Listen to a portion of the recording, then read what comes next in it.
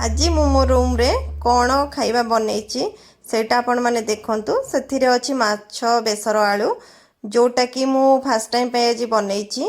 प्रथमे माछ को आनी सेटा को धोई भल से लुण हलदी गोले किछ समय रखिला परे कड़ाई रे तेल ततेइथिली जोटा कि बहुत जोरे तेलटा तातिला परे मो माछ को पकेइथिली।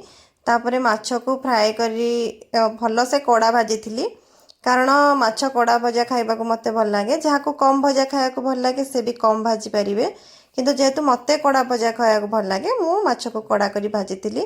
तापरे आलू भल से भाजी नेथिली। तापरे मु मसला रे नेथिली पियाज रसुण अदा जीरा सोरिष और लंका ताको भल भाबे गोटे पेस्ट बनै देथिली। पियाज को अलगा पेस्ट बनेइथिली। तापरे तेल गरम करी सेथिरे मु पियाज पकई देथिली। पियाज को किछि समय कसिबा को छाड़ी देथिली। पियाज कषि सेटा ब्राउन हो गला परे सेथिरे मु पकेइथिली बटा जाइतिबा मसला को जोथरे कि थिला जीरा सोरिष और एक्स्ट्रा अदा रसुण जहाँ भी थिला। तापरे मु पकेइथिली हळदी गुंड तापरे लंका गुंड पकेइथिली और लूण पकेइथिली एवं ताको किछि समय कषिबा पई मु छाड़ी देइथिली। जेतेबेले मसलाटा भल से कषि हो गला सेतेबेले मु पानी दे देइथिली। पानी परे मु देइथिली आलू तापरे गोटे टमाटो को काटी दे देइथिली।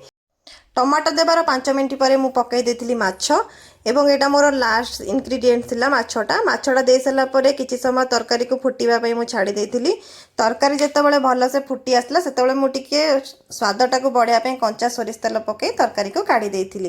तापरे केवल आइंस खाइले तो हबनी सेति पई मु टिके किछि पापड़ छाड़ी देथिली एवं ताको खाइबा पई नै जेथिली।